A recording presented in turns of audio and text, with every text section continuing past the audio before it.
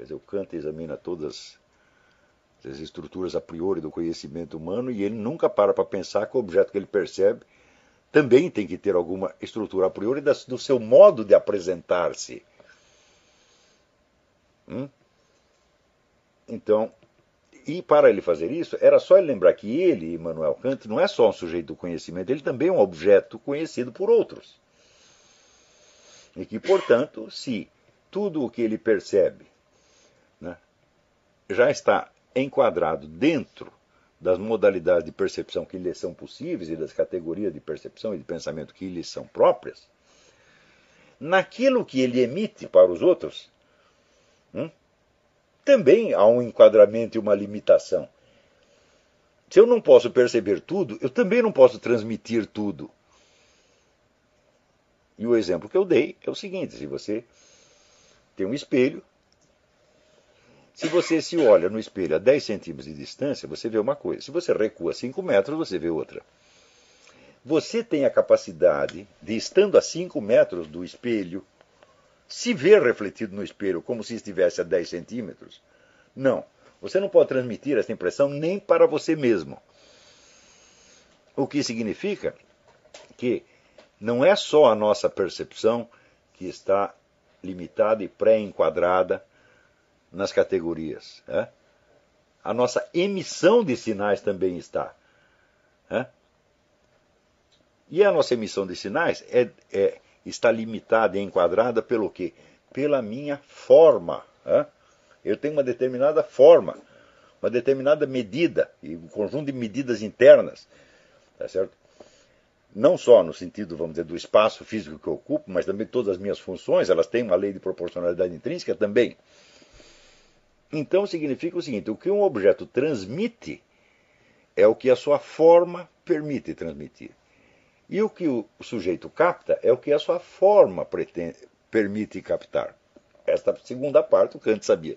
Ele só não sabia da primeira. Se ele levasse as duas em conta simultaneamente, né, ele veria que a famosa distinção que ele fez entre o fenômeno e a coisa em si não significa absolutamente nada.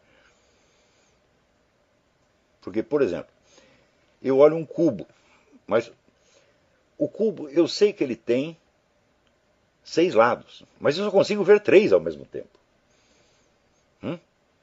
Para ver um quarto, eu preciso virar o cubo ou eu passar para o outro lado. Isto é uma limitação da minha forma de percepção ou é uma limitação do cubo?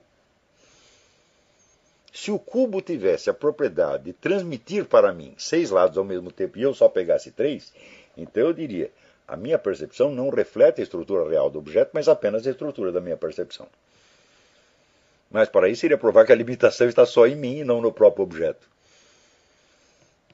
E esta ideia jamais ocorreu ao Kant. O homem ficou 50 anos pensando no assunto e não lhe ocorreu a coisa mais óbvia, que é de fazer para o objeto as mesmas perguntas que ele estava fazendo para o sujeito. Se ele tivesse feito esse exame, ele teria logo percebido que você dizer só conhecemos os fenômenos e não a coisa em si, teria que ser complementado pelo seguinte: a coisa em si só consegue transmitir para mim uma parte dela.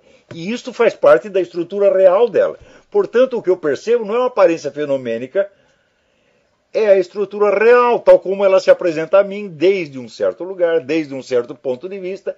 Isto quer dizer, perceber o fenômeno é perceber a coisa em si.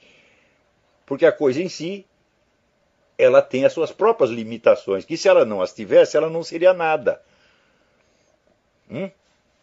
Por exemplo, uma lagartixa, ela tem a capacidade de aparecer diante de mim como se ela fosse um leão. Nem o leão tem a capacidade de aparecer como lagartixa. Ele não pode mudar a sua aparência. E mesmo que possa, como um camaleão, é dentro de uma escala limitada. E esse conjunto de aparências possíveis do objeto, isso é a estrutura real dele, isso é o em si dele. Ou seja, ser um objeto é ter a capacidade de transmitir certos sinais para certos objetos e outros sinais para outros objetos. Aliás, para um sujeito e outros sinais para outros sujeitos. Então, mais ainda, ser um sujeito humano significa que eu sou capaz de compreender as modalidades de percepção de outros sujeitos que não são humanos. Eu posso saber como um gato percebe. As pessoas estudam e descrevem a percepção do gato. O gato não pode fazer o mesmo comigo. Por quê? Isso faz parte da estrutura dele. Quer dizer, a sua limitação intrínseca é a sua forma intrínseca. E é só isso e esta forma intrínseca define e limita os sinais que ele pode transmitir. Por exemplo, existe alguma azaleia que, tocada pelo raio do sol, em vez de transmitir um raio para a minha cabeça, que será interpretado como cor vermelha, ela tem a capacidade de me transmitir um som, como se ela fosse uma tecla que o sol toca. Ela não tem essa capacidade. Portanto, a cadeia inteira que vai desde o raio de luz que chega nela, o raio que vem para mim, a minha transformação daquilo numa cor vermelha, isso está não somente em mim, está na azaleia. E isso é que as pessoas querem dizer quando dizem a azaleia é vermelha. Pode ser uma maneira elíptica de dizer, ou seja, você não está detalhando o processo todo, mas nem teria por que detalhar o processo todo, porque se para cada coisa que nós fôssemos dizer, nós tivéssemos que detalhar todo o processo da constituição e percepção do objeto, bom, nós não teríamos terminado a primeira frase ainda. Então, decompor um objeto ou um processo nos seus elementos constitutivos não é provar que esse objeto não existe. Não é a mesma coisa. Quer dizer, a azaleia é uma ilusão, ela não tem cor nenhuma. Ter cor significa ter a capacidade de me transmitir cor. Porque, por exemplo, que cor a azaleia transmite para a pedra que está no vaso do lado dela? Não transmite nenhum, ela não tem essa capacidade.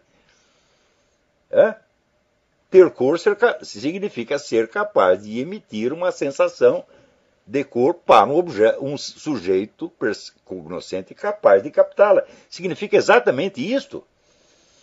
Agora você dizer, não, a cor é apenas uma sensação subjetiva nossa, não está na azaleia.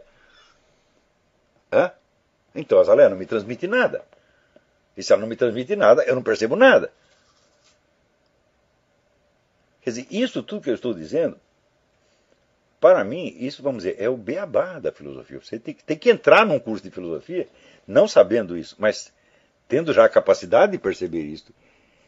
E perceber, vamos dizer, a complexidade, a multilateralidade dessas questões.